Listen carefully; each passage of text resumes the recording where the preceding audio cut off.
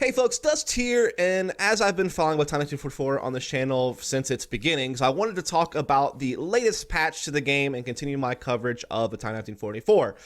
And so we'll kick things off by looking at the patch notes here. We'll look at the first thing listed, and that is, of course, the special event Unranked Wartide trial.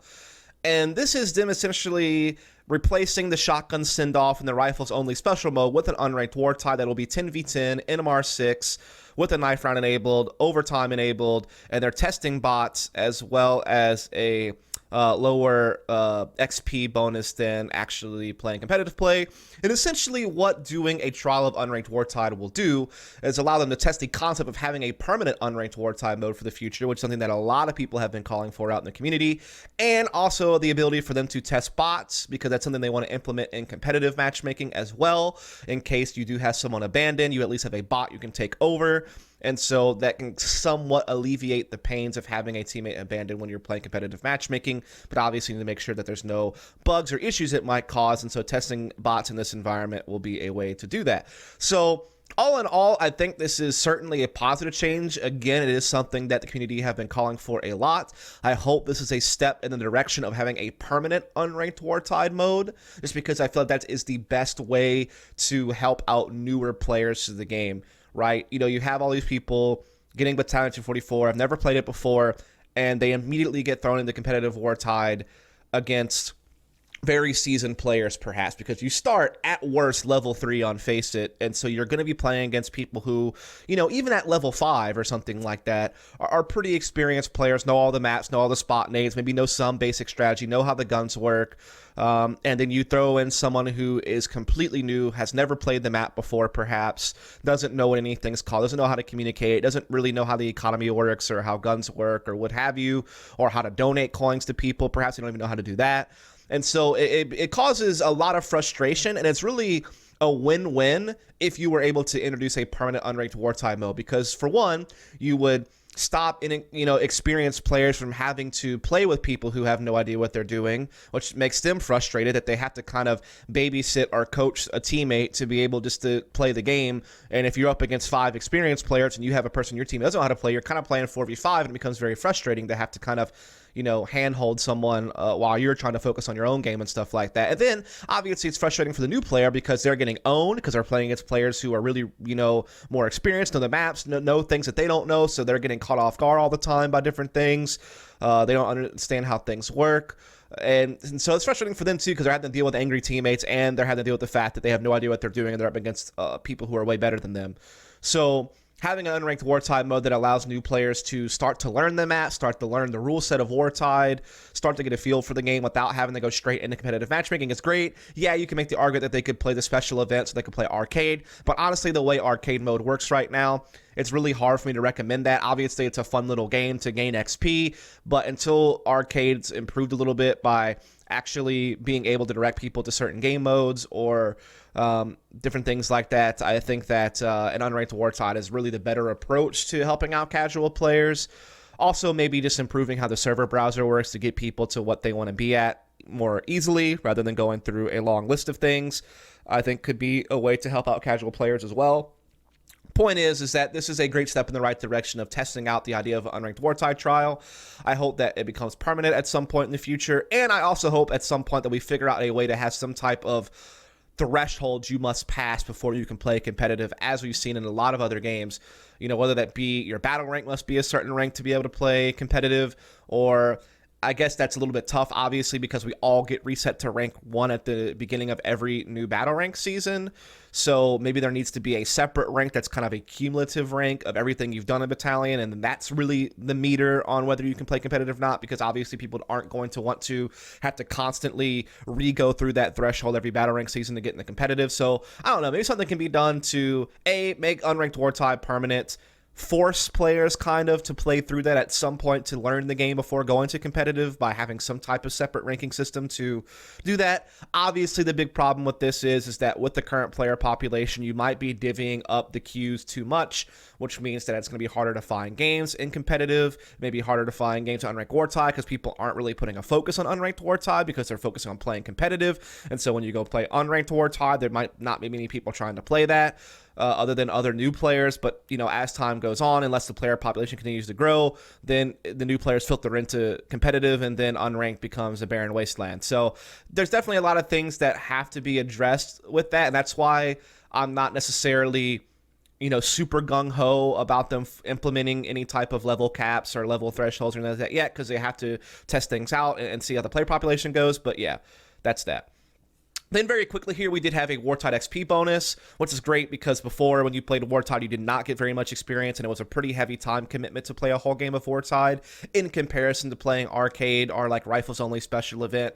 And those special events or playing Arcade gave you more XP than a Wart match, and they took less time to play. So it's kind of a no-brainer if you wanted to rank up your battle rank to just go play Arcade or go play Rifles Only or whatever the case may be, and that was really the most efficient way to do it. Now you actually get a bigger reward for playing Wart, which means it's a little bit more rewarding to play it, and you can actually build up your battle rank while you're doing the main thing you want to do, which is play competitive. So I think this is a great little change. Then we have, of course, a slew of new skins, same as the Battle Rank Season 3. You get a new skin every 5 levels, essentially, and then after you get to level 50, you start getting cases. Again, I can't really complain about this too much because it's free. Right? Unlike battle passes and other games that you pay separately for, this is something that you get entirely for free just by buying the game. And so the amount of free skins you're going to be able to get is pretty sick, to be able to get a free skin every 5 levels just for playing the game. Also, case drops are pretty generous in this game for free as well. So they've actually done a pretty good job on being able to give you free skins pretty regularly in this game. I do imagine at some point in the future there will be some type of battle pass that maybe has a separate set of skins that look better or something like that, or have different XP routes to get them. So I imagine maybe battle passes might be something in the future, but for right now we keep getting these free battle rank seasons for free skins, and so it's hard for me to critique things when skins are free and you're not having to pay for a battle pass or something like that. Like, I know a lot of people complain, for instance, about Apex Legends first season because the skins sucked and you actually did pay for that. This, even if you don't like the skins, it's free, so it's kind of hard to complain. The only real complaint that I have is that they keep reusing the Ivory skin. And I personally don't like the Ivory skin. Maybe if you like the Ivory skin, you're happy to see it spread to more guns. But I do kind of wish they would stop reusing Ivory and come up with something else. But they did only reuse Ivory for 4 different skins in this, and they still do have a lot of unique skins. I know there has been some controversy about the Thompson Stealth being recycled because that was in the original gun case. But if we're honest, the player population back then was way less than what it is now. And so a lot of people who are playing Battalion now didn't have a chance to get the Thompson Stealth off the original case, because the original case, to my understanding, is no longer possible to get. I don't think you can buy it on the market, and obviously you can't buy it in game. So if you want a Thompson Stealth, you just have to go buy it at market price. This gives a chance for people to get a really cool Thompson skin that we had in the past that they weren't able to get because they weren't playing the game then. So you can go back and forth on whether or not you really want to care about them recycling the stealth or not. Some of the other skins are pretty cool. I like how with the Deathbringer and the Grizzly Hunter, you're actually starting to see them add textures to guns rather than just new paint jobs. So yeah, I think it's actually pretty neat stuff. So I can't really say too much. Then we had the shotgun balance, which is something that everyone is probably super happy to see. Maybe the most important change in this patch. And that is that they essentially stripped the maximum range capacity of this gun. The longest possible range of the shotgun is reduced from 4,096 units to 1,536 units, which means that you are not going to be able to finish off low health players from long distances because the pellets become entirely ineffective after that 1,536 unit range. So that's definitely a step in the right direction for handling the shotgun and stopping it from being effective at longer ranges. I mean, that's just kind of a no-brainer. Sucks it took so long for this to happen, but it did finally happen, so this is a great step in the right direction. Super happy to see that. They also did buff it, though, at extremely close ranges, that you only need 3 out of 8 pellets to kill an enemy within the first 512 units, so it makes it a little bit easier to get one-shot kills at extreme close ranges. I'm not sure if this is really necessary. I mean, it seemed like people were already able to get one-shot kills with the shotgun at closer ranges without the need for this buff. I guess some people did say it was a little bit inconsistent, where sometimes you'd one-shot and sometimes you weren't, and so I guess maybe this makes it more consistent by making it to where the amount of pellets you need to hit are less to get the one-shot. This means it's still going to be very, very powerful in close-range situations. You know, if they're playing a corner that you have to run past to get into a bomb site or get control of a building or something like that, you're still going to get wrecked by shotguns, which is still going to make it frustrating to deal with. But at least they've limited its versatility by only making it effective at closer ranges. So I'm curious to see how this works out.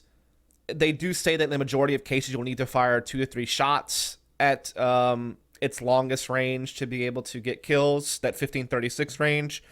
And so it feels like a lot of time you are probably going to have to fire off 2 shots to get 1 kill, other than extreme close ranges where you can 1 shot a little bit more consistently. They also did change the crosshair to reflect the spread more accurately, as you can see in this image here. Like, all the pellets do kind of go within the crosshair at close range.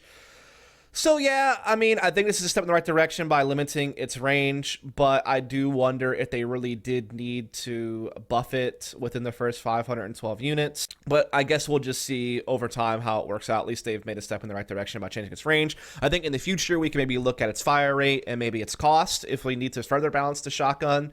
But for right now, it's a step in the right direction. I'm curious to see how it plays out.